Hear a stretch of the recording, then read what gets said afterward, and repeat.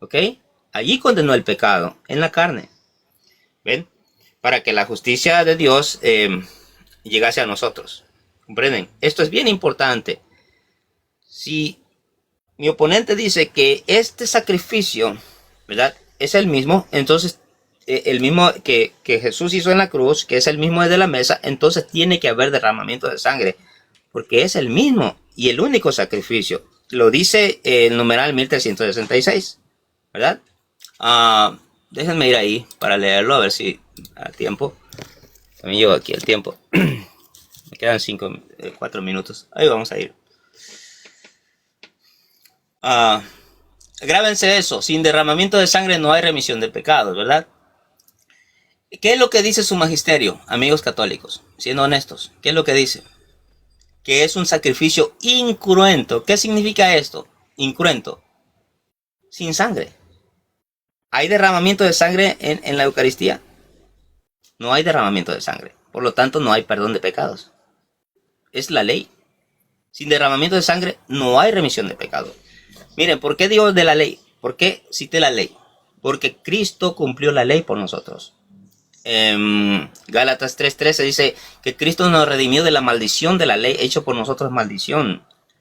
Como hemos quebrantado el mandamiento y la ley de Dios, necesitamos un redentor, ¿verdad? Y Él derrama su sangre, Él da su vida por nosotros. La paga del pecado es muerte, entonces Él paga por nosotros. ¿Ven? Cumpliendo así la ley para ser justificados por su sangre. Ok, 1360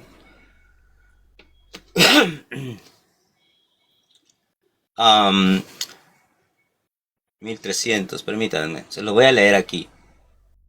1300.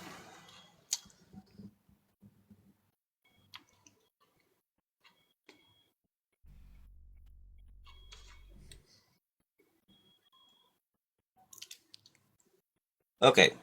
En 1366 dice, la Eucaristía es pues un sacrificio porque representa, ¿verdad? Dice que representa, aquí, el sacrificio de la cruz. ¿Ven? No es el mero, el de la mesa, meramente el sacrificio, sino que representa al sacrificio realizado en la cruz. ¿Ven? Yo estoy de acuerdo con el catecismo, lo que dice aquí. Entonces no hay una transustanciación. No hay nada de eso, es filosofía hueca y vana sutileza, ¿verdad? Porque no habla la Biblia de transustanciación ni nada de esto. Así que dice, nuestro Dios y Señor se ofreció a Dios una vez por todos, muriendo como intercesor sobre la cruz sobre el altar de la cruz, a fin de realizar para ellos, los hombres, la redención eterna. Sin embargo, como su muerte no debía poner fin a su sacerdocio, en la última cena, la noche que fue entregado, quiso dejar a la iglesia, su esposa amada, un sacrificio visible, como lo reclama la naturaleza humana, donde se representará el sacrificio sangriento. No es el mismo sacrificio, sino que es una representación. ¿Por qué? Porque en el primer sacrificio, ¿verdad? Porque ellos tienen dos sacrificios, uno incruento y uno cruento, ¿verdad? Se representa el cruento con el incruento, y entonces no es el mismo sacrificio, ¿ven? Porque si fuese el mismo, los dos serían cruentos o los dos serían incruentos, ¿ok? Entonces no es, tienen dos sacrificios, tienen dos cuerpos o millones de cuerpos, porque por toda las iglesias, ¿verdad? Entonces de todo el mundo lo hacen. Dice, donde se representará perpetuamente, donde se perpetuará hasta el fin de los siglos, y cuya virtud saludable se aplica a la remisión de los pecados que cometemos cada día. Concilio de Trento, Denzinger 1740, ¿verdad? Recuerden que la remisión de pecados en el derramamiento de su sangre, y Cristo llevó en su carne el pecado de todos nosotros, ¿verdad? Después de él resucitar, ya no hay pecado, ya no puede llevar pecado de nadie, porque en Romanos 6:9 dice, sabiendo esto que Cristo, ¿verdad? Habiendo resucitado de los muertos, ya no muere, la muerte ya no se enseñorea más de él. Si ellos tienen este cuerpo de Cristo, sí, Así es. Si ellos tienen este cuerpo de Cristo y consumen el cuerpo de Cristo glorificado, no lleva ningún pecado, sino lo llevó en su carne antes, cuando él padeció. Adelante.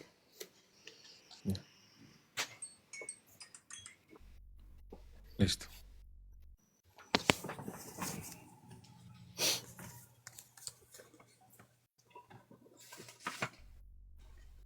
Entonces, igual de la misma forma, le tomaré unos 10 minutos. Si acabo antes, pues le diría. ¿Está bien, Omar? Sí, y si acaba después no hay ningún problema, ¿eh? No, sin problema. Con los 10 minutos me Ok, voy. Me gusta hacer. Si a usted se le dieron 10, a mí 10 y no más. ¿Sale? perfecto. Bien. Entonces, ahí lo pongo ya. Va corriendo mi tiempo. ¿Sale? Bien. Perfectamente nosotros podemos comprender lo que acaba de decir nuestro Señor Jesucristo, y para esto vamos a utilizar las palabras que nos menciona el Evangelio según San Mateo capítulo 26, versículo del 26 al 28.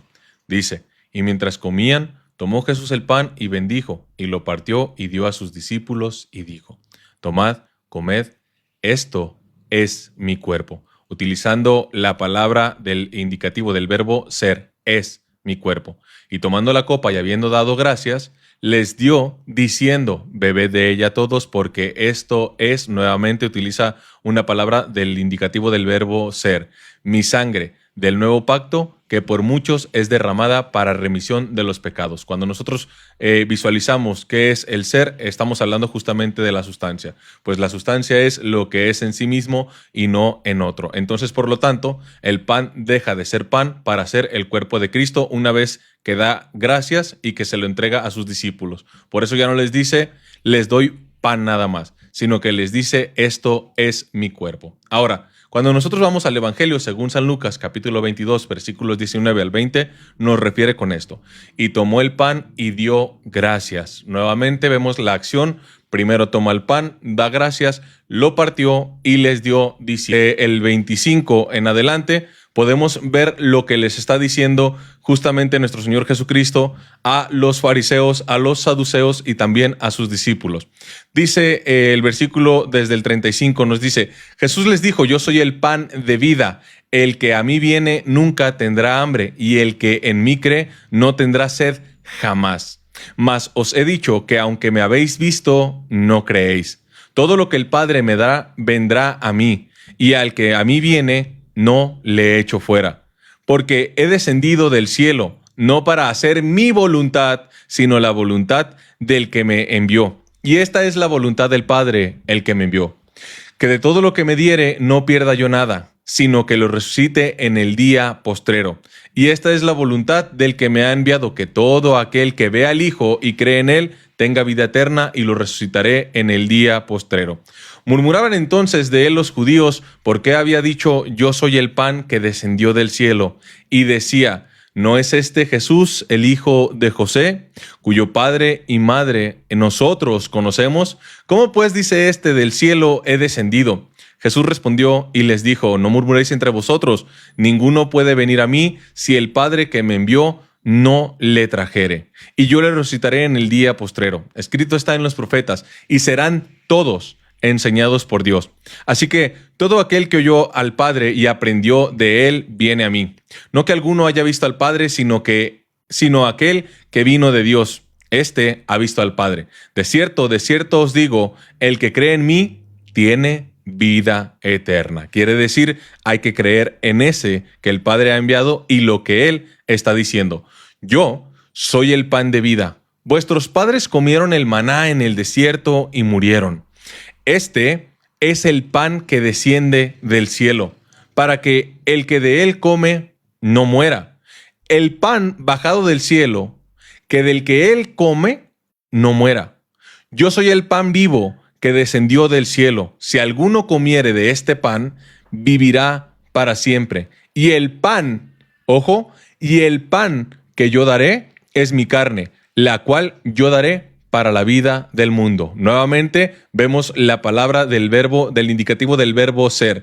El pan que yo daré es mi carne. Entonces los judíos contendían entre sí diciendo, ¿cómo puede éste darnos a comer su carne?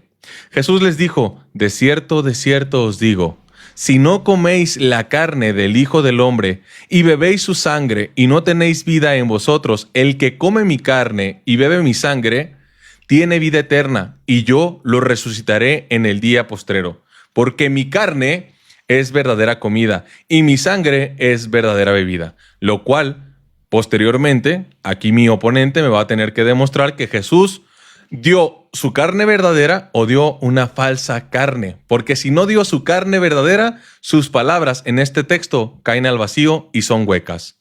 Pero hay algunos de vosotros que no creen, porque Jesús sabía desde el principio quiénes eran los que no creían y quién le había de entregar, y dijo, por eso os he dicho que ninguno puede venir a mí si no lo fuere dado al Padre.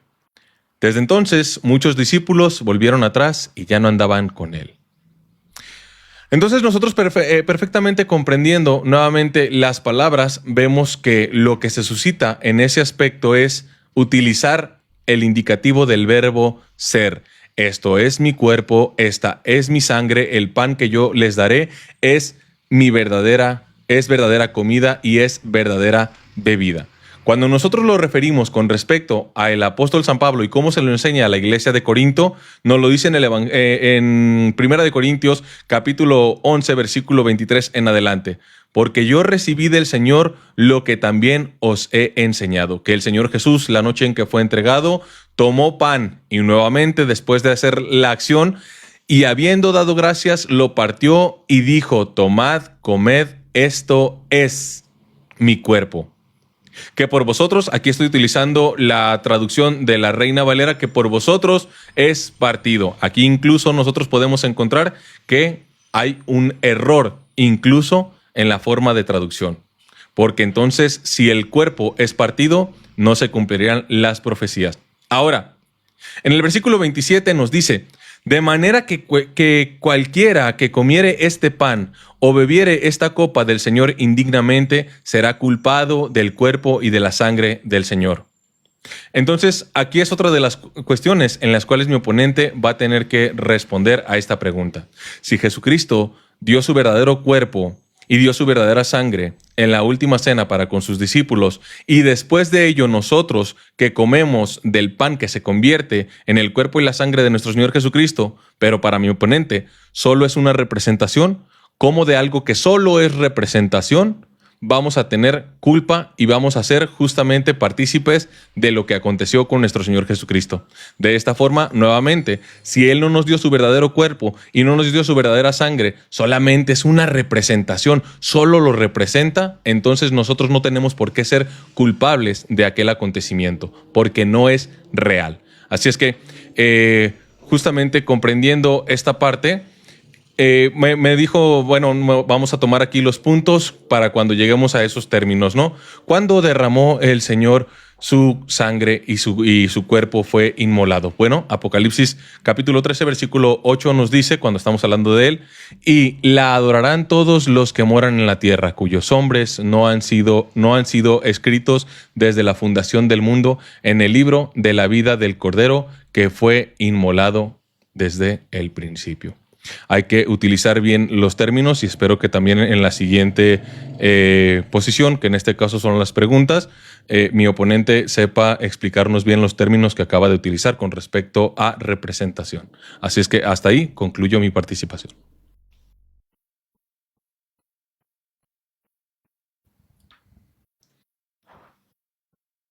Muy bien, si gusta ponerme el tiempo, para que os lo pongo también.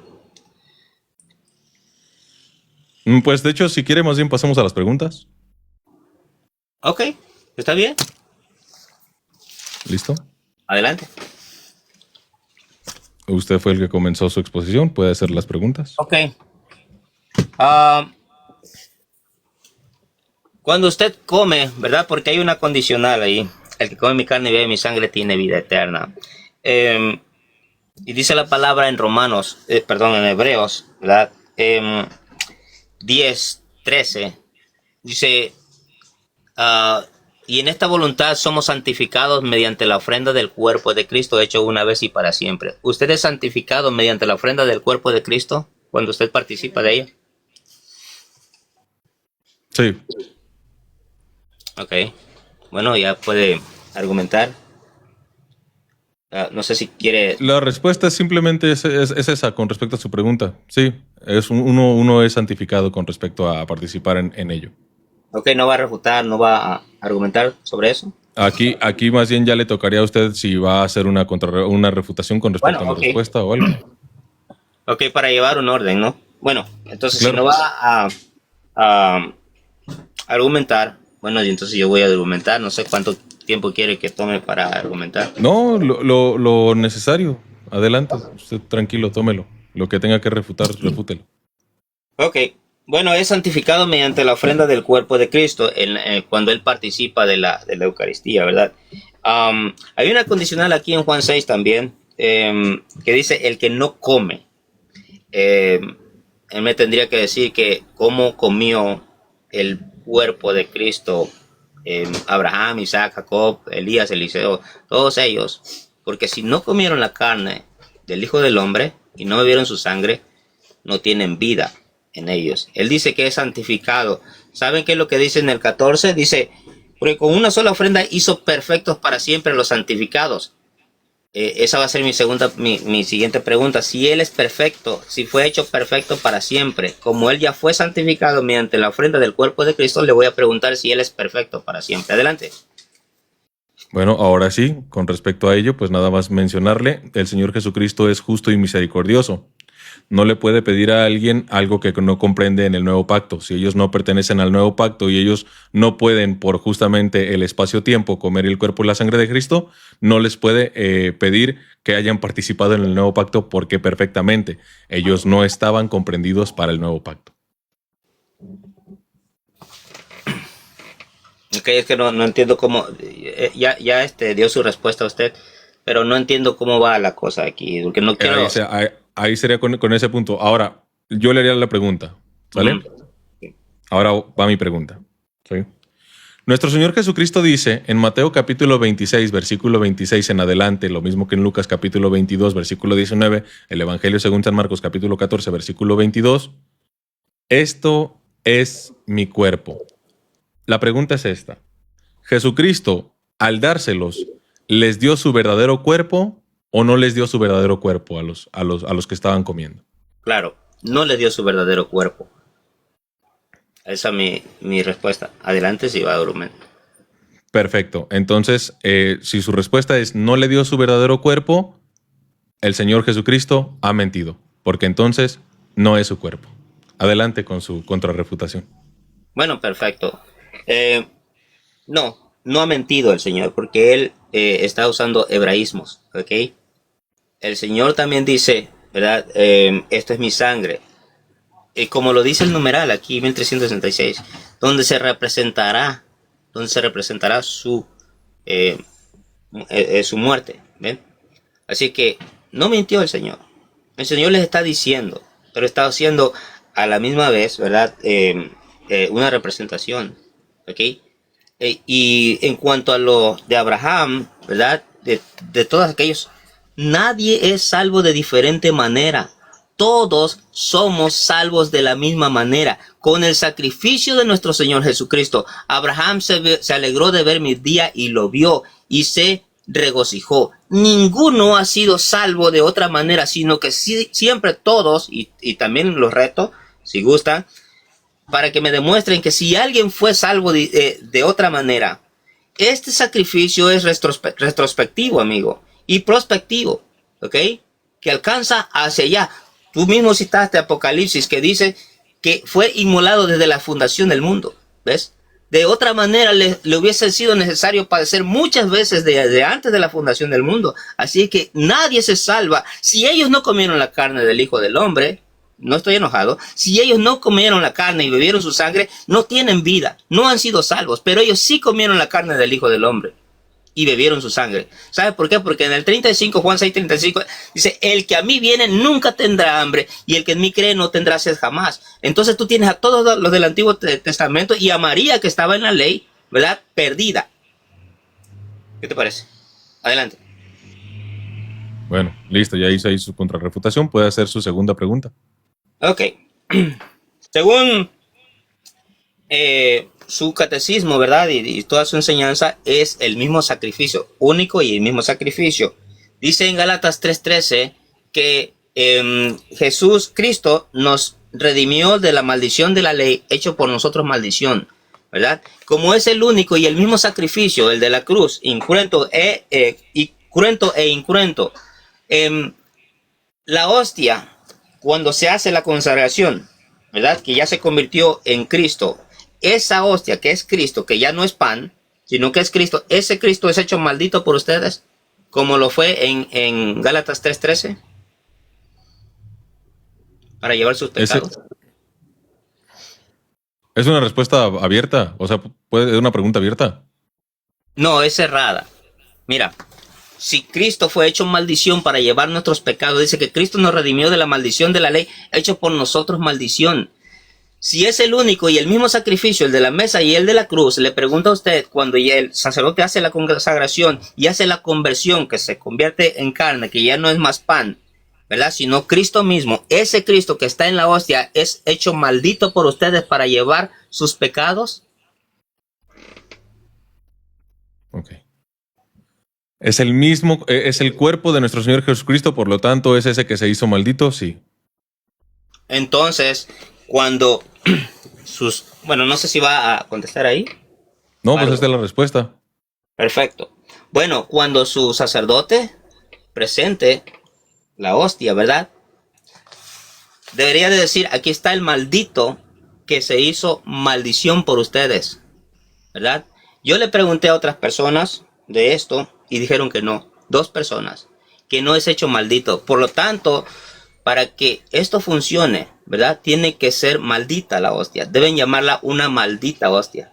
Sí, porque Jesús dice que en Gálatas 3:13 dice que maldito es todo aquel que es colgado en un madero. Si su hostia no es hecha maldita, no le sirve para nada, amigo. Es una maldita hostia, ¿verdad que sí? ¿Verdad que sí? Es un maldito cuerpo para que lleve sus pecados, porque tiene que haber derramamiento de sangre. Entonces, si no es hecho maldito, ¿escucharon ustedes, amigos católicos, que él está admitiendo que su hostia es una hostia maldita? Y si ustedes se comen maldición, ¿escucharon eso? Y eso es verdad. O sea, yo estoy de acuerdo con él, porque si no es hecha maldición por ustedes, entonces no lleva sus pecados. Por eso, él se hizo pecado por nosotros. Adelante. Bien, fíjense cómo tuvo que hacer un hombre de paja porque no pudo entender con respecto a la pregunta, porque su pregunta, con mucho respeto, hermano, está mal hecha. No, nunca hizo una pregunta cerrada. Fue una pregunta que se amplió para una respuesta abierta.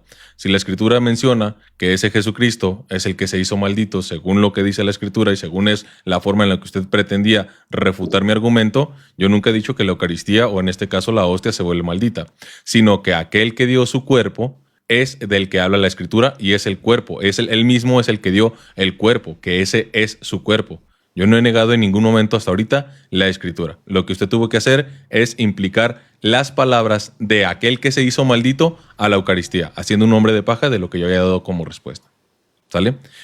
Ahorita entonces, pues ya nos dimos en ese punto. Ahora le hago yo mi segunda pregunta con respecto a eso. ¿Usted no cree con respecto a la transubstanciación? Porque la Biblia no habla de transubstanciación. ¿Me puede decir por qué cree en la representación si la Biblia no habla de representación? Claro, porque es lógico, ¿no? Es lo lógico. Si él dice yo soy la vid, no es una vid, ¿verdad? Aunque dice soy la vid verdadera, ahí dice que es verdadera, pero del pan no dice, del cuerpo dice este es mi verdadero cuerpo, no lo dice, ¿verdad? En Lucas, ¿verdad? Porque ustedes extrapolan Juan 6 y Lucas que en Juan 6 no habla de eso, es totalmente diferente. Pero ustedes lo relacionan con la cena y no está hablando de eso. Así que ahí está mi respuesta. No hay transubstanciación. Ok, entonces es ilógico creer en algo de lo que no habla la Biblia según lo que yo no veo, conforme a lo que habla la Biblia. Porque si la Biblia no habla de transubstanciación, En ningún momento, cuando estamos refiriendo a esos pasajes, habla de una representación. De hecho, justamente por eso le había mencionado que la palabra utilizada es el indicativo del verbo ser. Y lo que es real, no solo representa. Entonces, por lo tanto, lo que usted está haciendo ahí en ese punto, está haciendo una cuestión, o mejor dicho, una forma ilógica de su creencia. Porque no es real lo que tiene presente ahí. Adelante. Perfecto. Bueno, no sé si me toca argumentar o hacer preguntas. Ya más bien le tocaría, no sé si quisiera ahí, ahora sí como contraargumentar y después su tercera y última pregunta. Bueno, lo que es real, ¿verdad? Lo que es real y es verdadero. Entonces, cuando Jesús dice en Mateo 4:11, Mateo 11, 4 y a ver, permítanme, Hechos 14, perdón, a ver, déjenme buscarla aquí. Es Mateo 12:47, cuando le dice que lo estaban buscando, dice, ahí está tu madre y tus hermanos. Dice, ¿quién es mi madre y quiénes son mis hermanos? Este es, ¿verdad? El que hace la voluntad de mi padre, este es mi madre. O sea, usted si hace la voluntad del Padre de Jesús, usted viene a ser la madre de Jesús, ¿verdad que no? Es un ejemplo. Cuando dice de Juan el Bautista, dice, si queréis saber, ¿verdad? Dice, él es aquel Elías. Usted tendría que decir que Elías fue resucitado en Juan el Bautista, ¿no? Porque dice que es. Y si dice que es, ¿verdad? Que Juan el Bautista es aquel Elías que había de venir, entonces no era Juan el Bautista, sino era Elías, ¿verdad? Y se usa el mismo verbo eimi, ¿verdad? El eimi para eso en griego. ¿Ves? Así que es hebraísmo, son hebraísmos. Tú tendrías que pensar que todos los que hacen la voluntad del Padre son la madre de Jesús, ¿verdad? Entonces no es así, no es tal como no sé si lo has entendido ahí, creo que no. No, adelante. O sea, usted, igual si ya terminó, me puede hacer su tercera pregunta. Sí, adelante, dale. Okay. No, ya, adelante. Ya usted ya hizo como la contrarrefutación de lo que yo le había hecho, entonces hágame su tercera pregunta. Ok. Si el pan ya no es más pan en la transustanciación, ¿no? Si el pan ya no es más pan, cuando usted ve el accidente es de pan o es de Cristo, lo que usted ve.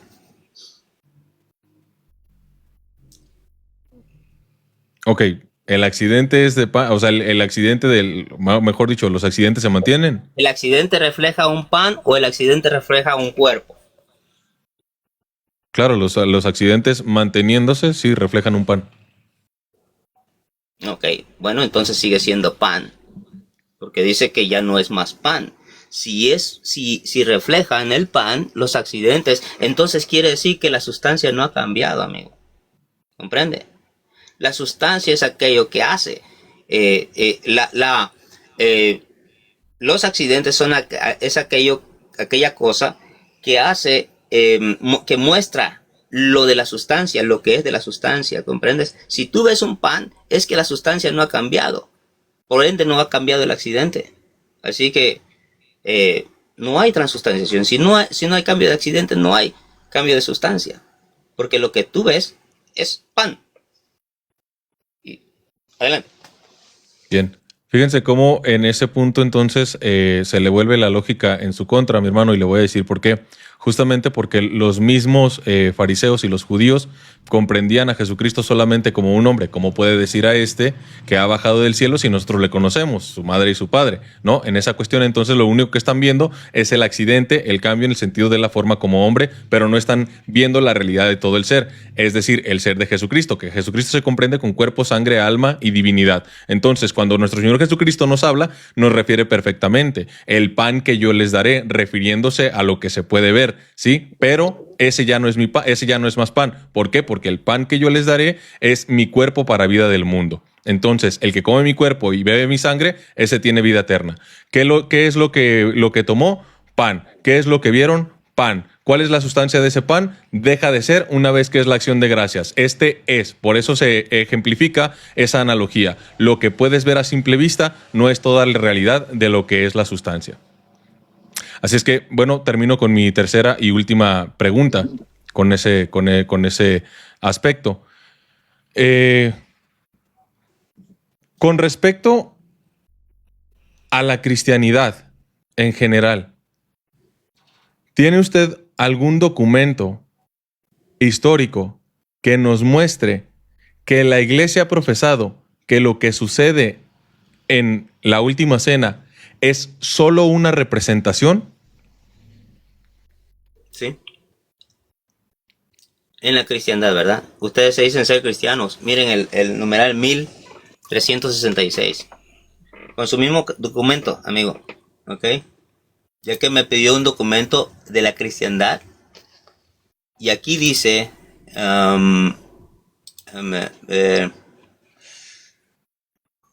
que tengo problemas aquí con... Ok.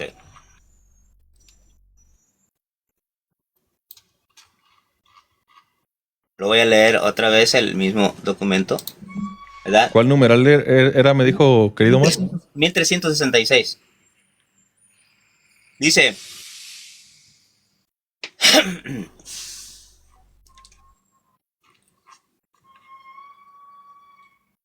Ok.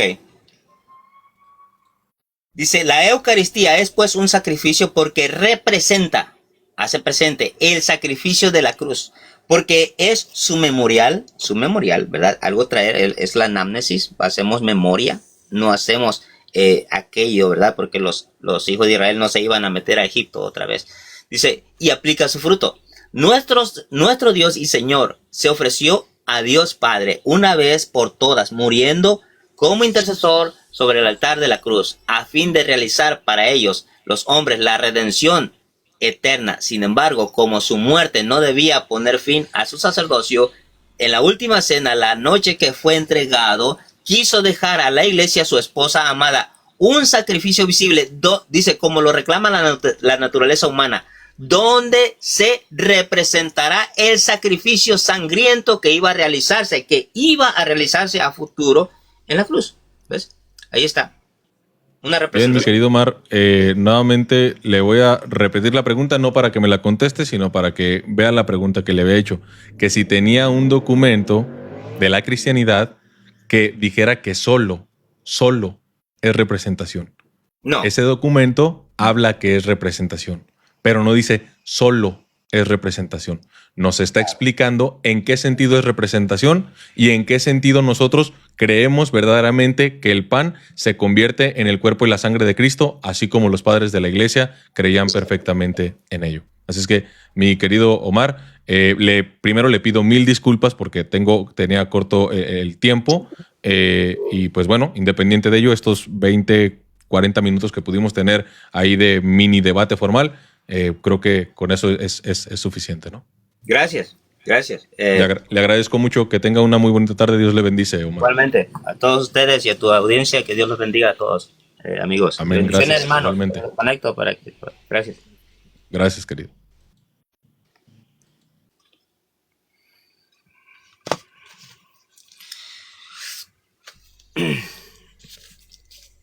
Suban, protestantes.